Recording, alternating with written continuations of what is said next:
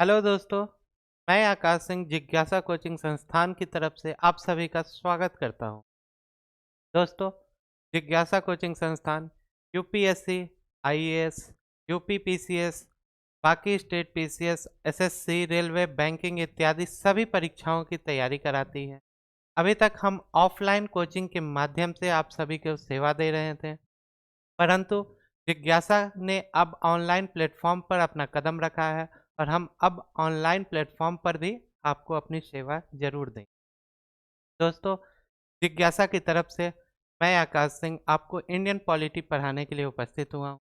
दोस्तों, Indian polity की class में पहले हम सिलेबस को जानेंगे कि सिलेबस क्या है, किस किस प्रकार से इसे पढ़ा जाता है और उसमें क्या क्या पढ़ना है। ठीक है, उसके बाद दोस्तों सिलेबस की तरफ जब हम आगे बढ़ेंगे तो हम देखेंगे कि सिलेबस में जैसे हमारा सबसे पहले संविधान की प्रक्रिया शुरू होती है कि किस प्रकार संविधान को बनाया गया, आखिर क्या जरूरत पड़ी कि संविधान बनानी पड़ी। इसके अलावा संविधान सभा के लोगों के सामने क्या क्या मजबूरियां आई, क्या क्या समस्याएं आई इसे बनाने में। बनाने के बाद हम देखेंगे कि किस प्रकार से इसे लागू किया गया। उन सभी परिस्थितियों को हम अच्छे से समझेंगे और अपनी सिलेबस को कंप्लीट करेंगे। दोस्तों, सिलेबस में पहला टॉपिक जो हमारा होगा वो होगा भारत का संवैधानिक विकास, कि किस तरह से संविधान का विकास हुआ।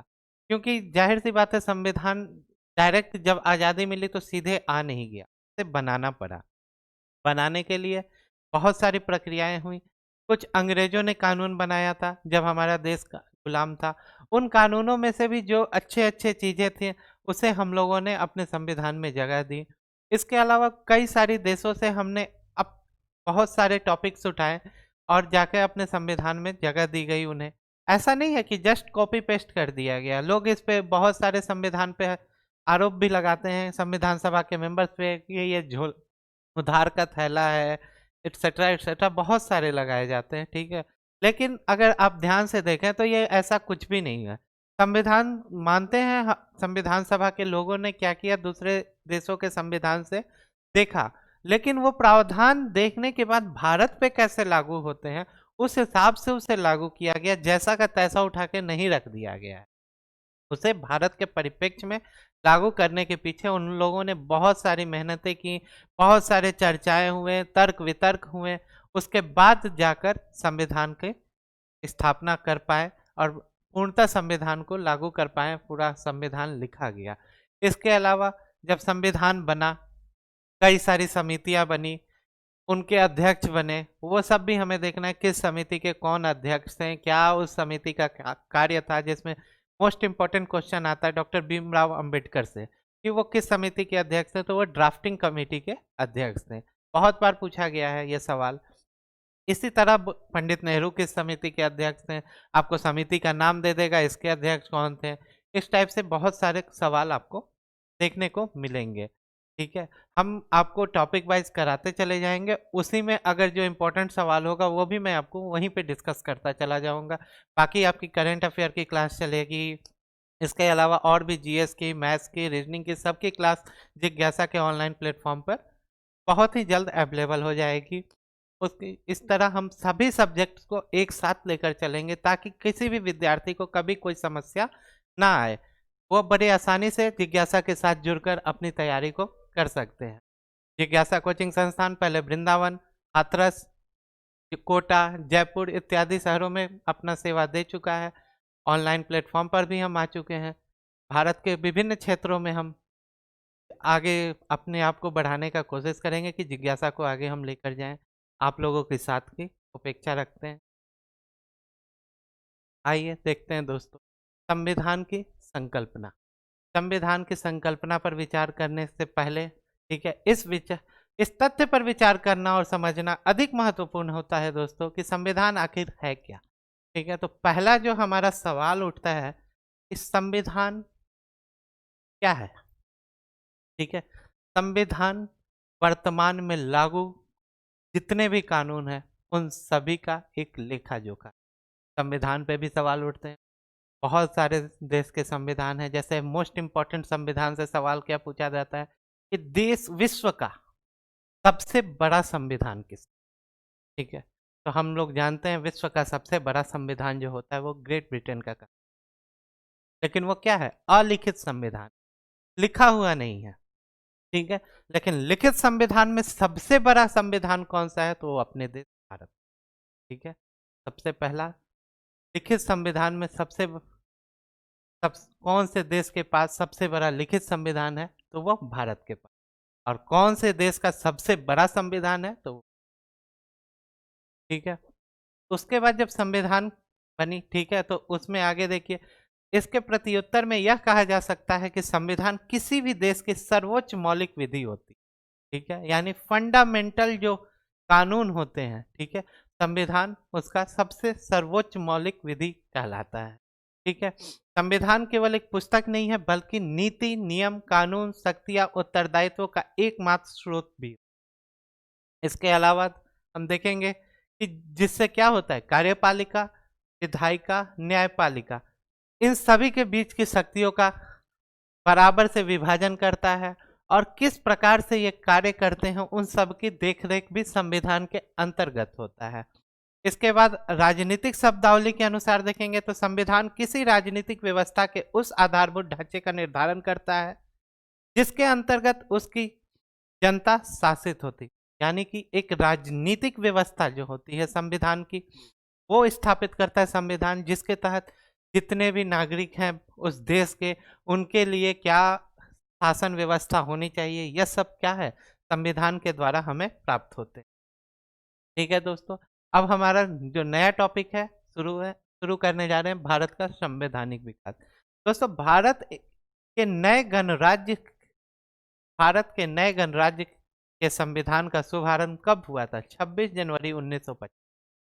यहाँ एक चीज देखना है, एक शब्द आया गणराज्य। ठीक है, गणराज्य का मतलब क्या होता है? दोस्तों, गणराज्य कोई भी देश नहीं होता।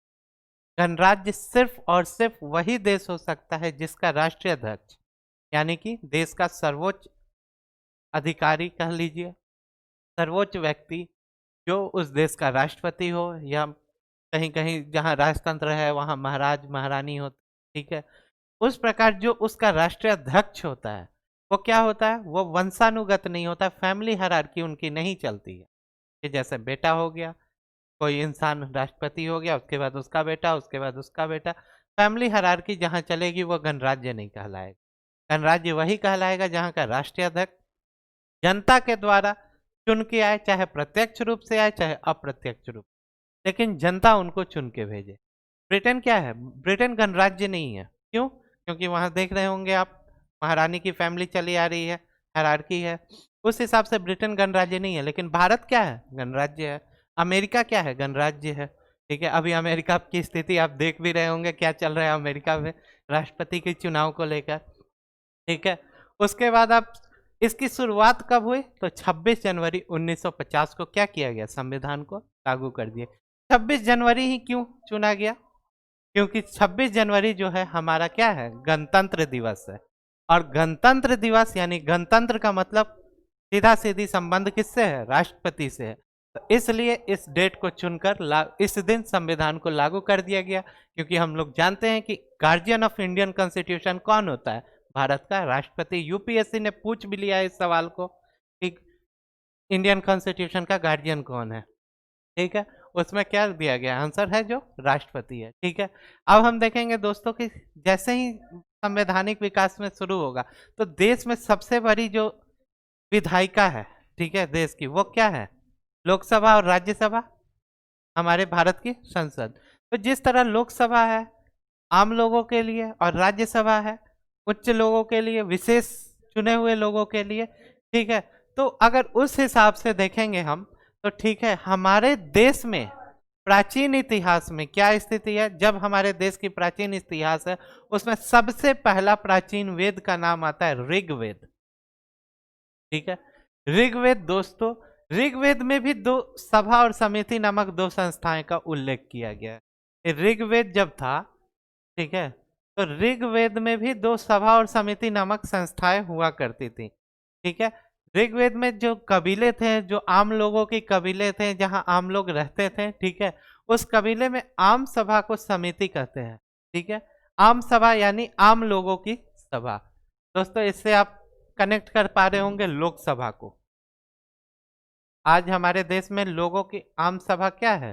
लोकसभा है। ठीक है, जिसके सदस्यों को जनता डायरेक्ट चुनकर भेजती है। ठीक है, आम सभा। उसके बाद आता है सभा। सभा अपेक्षा छोटा हुआ करता था, चयनित वरिष्ठ लोगों का एक निकाय था जो मोटे तौर पर आधुनिक विधानमंडल में उच्च सदन के समान है। यानी कि सभा क्या है दोस्तों? छोटा। आज कंपेयर कीजिए लोकसभा और राज्यसभा से। लोकसभा में 545 प्लस लोग हैं। ठीक है, और ये सॉरी राज्यसभा में 250 प्लस। ठीक है, तो ये जो स्थिति है आज भी आप कंपेयर कर सकते हो कि लोकसभा और राज्यसभा उसी हिसाब से बनाई गई थी। तो सोचिए ऋग्वेद एंशियंट पीरियड का वेद है। समझ रहे हैं इस बात को? उस समय अंग्रेज नहीं थे हमारे यहाँ, तब ये सारी चीजें थी। तो ऐसा लोग आक्षेप लगा देते हैं कि संविधान उधार का थैला है। बिल्कुल नहीं, हमारे यहाँ अपनी संस्कृति से ली हुई भी चीजें उपलब्ध हैं संविधान में। आइए आगे चलते हैं।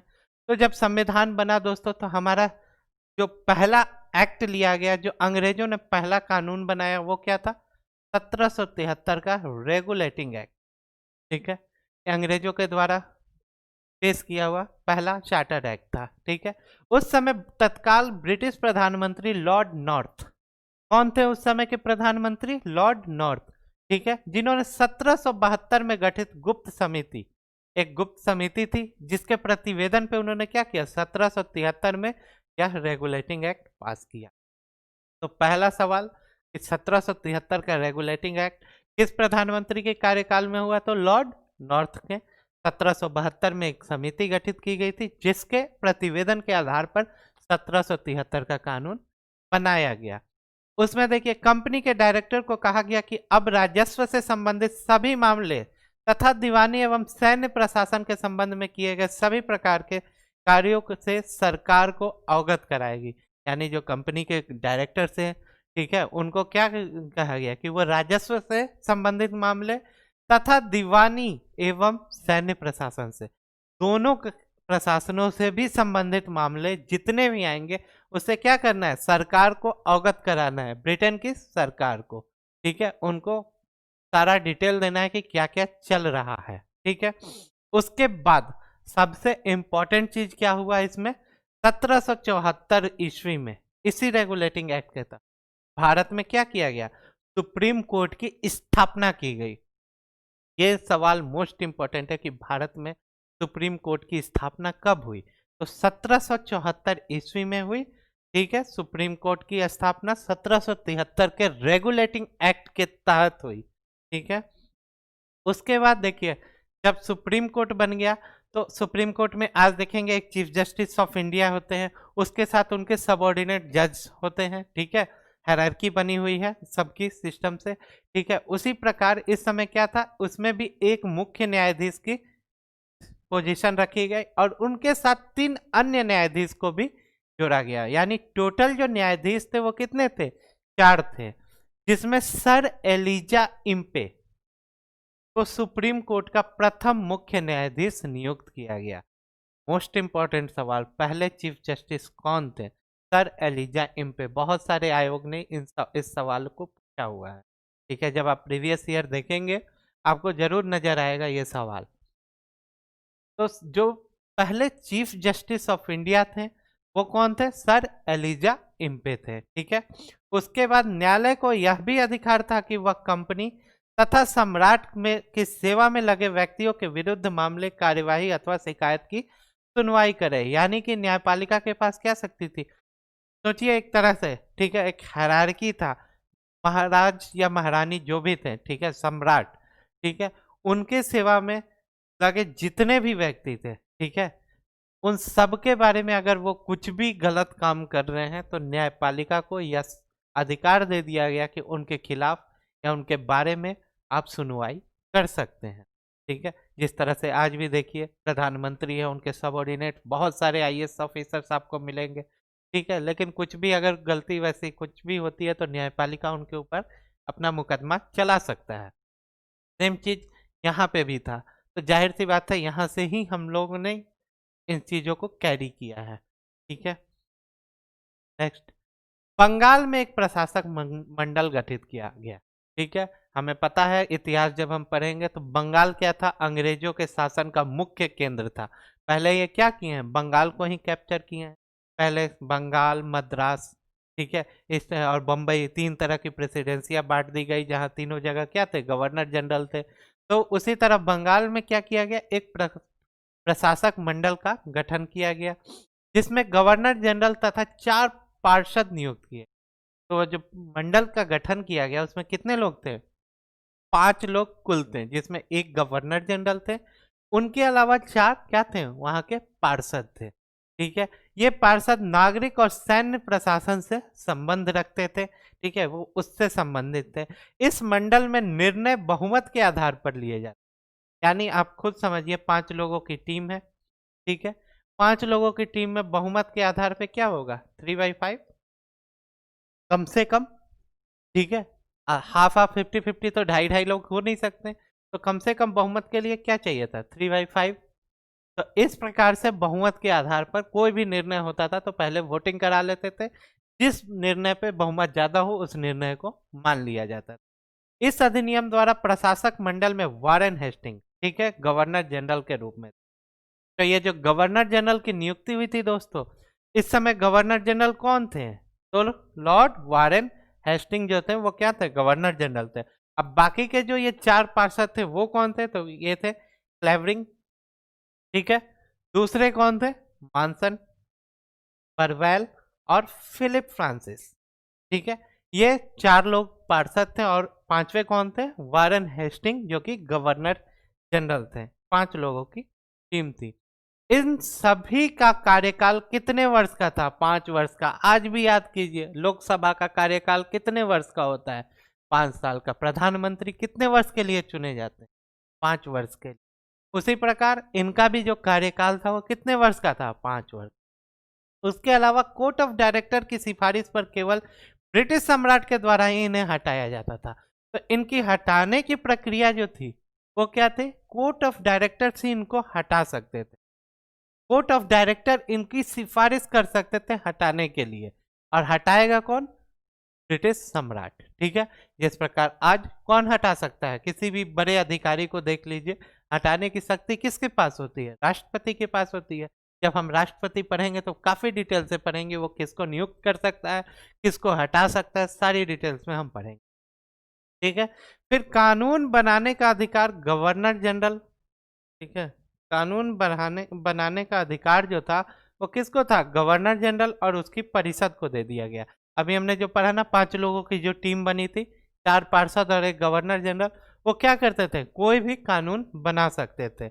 लेकिन इन कानूनों को लागू करने से पूर्व भारत सचिव से, भारत के सचिव, ठीक है, आपको इतिहास जब पढ़ेंगे तो देखे होंगे, ठीक है, 2 पोस्ट बनाए गए थे, एक गवर्नर जनरल का, एक भारत सचिव का, 2 नाम, और इन दोनों के नाम को जोड़कर ही कोई भी सुधार होता था तो बोला जाता था। जैसे इतिहास में देख लीजिए, मॉन्टेग्यू चैम्सफोर्ड सुधार। ठीक है, तो इसमें क्या होगा, एक गवर्नर जनरल होंगे और एक भारत सचिव होंगे, इन दोनों को नाम के ही जोड़कर ही ऐसा कोई रिफॉर्म लाया जाता था।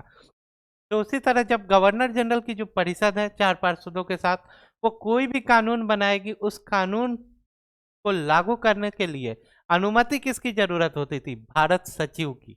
ठीक है, भारत सचिव जब तक अनुमति नहीं देगा वो कानून लागू नहीं हो सकता। इसके अलावा आप देखिए, बंगाल के गवर्नर को अब समस्त अंग्रेजी क्षेत्रों का गवर्नर कहा गया। ठीक है, मैंने अभी आपको बताया था कि 3 प्रेसिडेंसियां थी, बम्बई, मद्रास और बंगाल। ठीक है, लेकिन अब क्या कह दिया गया, उन 2 प्रेसिडेंसियों को बंगाल के अधीन कर दिया गया। अब जो बंगाल का जो गवर्नर है वो क्या हो गया, वो समस्त अंग्रेजी क्षेत्र, मतलब अंग्रेजी क्षेत्र का मतलब क्या हुआ, भारत, भारत का वह क्षेत्र जहां पर अंग्रेजों ने कैप्चर किया हुआ था। पूरा भारत कभी गुलाम नहीं रहा दोस्तों। ठीक है, कई सारे रजवाड़े थे जो हमेशा स्वतंत्र रहे। ठीक है, तो इस तरह पूरा भारत गुलाम नहीं था। तो जितने वो भारत का हिस्सा जो अंग्रेजों ने कैप्चर किया हुआ था, वो उसे कह रहा है कि वो अंग्रेजी क्षेत्र। और इसके अलावा जो भी प्रेसिडेंसियां थी, बंबई और मद्रास, उन सब का गवर्नर वो कहलाने लगा। यानी अब वो बंगाल का गवर्नर जनरल नहीं था, वो भारत का गवर्नर जनरल अंग्रेजी भारत का गवर्नर जनरल हो चुका था। तब परिषद गवर्नर जनरल को बंगाल में फोर्ट विलियम की प्रेसिडेंसी के असैनिक तथा सैनिक शासन का अधिकार भी दे दिया गया, यानी सिविल शासन और सैन्य शासन दोनों का अधिकार किसके अंतर्गत कर दिया गया? अपने गवर्नर जनरल के। कुछ विशेष मामलों में बंबई और मद्रास प्रेसिडेंसियों को भी उसके अधिक्षण में कर दिया गया। पूर्णतः नहीं किया गया, लेकिन कुछ मामलों में क्या किया गया, बंबई और मद्रास भी इसके अंडर आ गए, इनको रिपोर्ट करने लगे। यानी कि जो मोस्ट इंपॉर्टेंट पोस्ट बन गया वो गवर्नर जनरल ऑफ इंडिया का बन गया, लेकिन वो जो था वो कौन था, बंगाल के ही गवर्नर थे, उनको ही बना दिया गया। ठीक है, इस तरह से दोस्तों जो हमारा 1773 का रेगुलेटिंग एक्ट था ये अब समाप्त हुआ। इसके बाद हम आगे की एक्ट्स पढ़ेंगे भारत के नेक्स्ट वीडियो में। ठीक है, हम आपसे आशा करते हैं कि आप हमारे साथ बिल्कुल जुड़े रहें और धीरे धीरे हम पूरे संविधान को 1 by 1 कर कंप्लीट करेंगे। और किसी भी तरह की कोई भी परेशानी हो तो आप जिज्ञासा कोचिंग संस्थान के माध्यम से जुड़ सकते हैं। नीचे आपको नंबर दिख रही होगी, आप नंबर पे कांटेक्ट कर सकते हैं।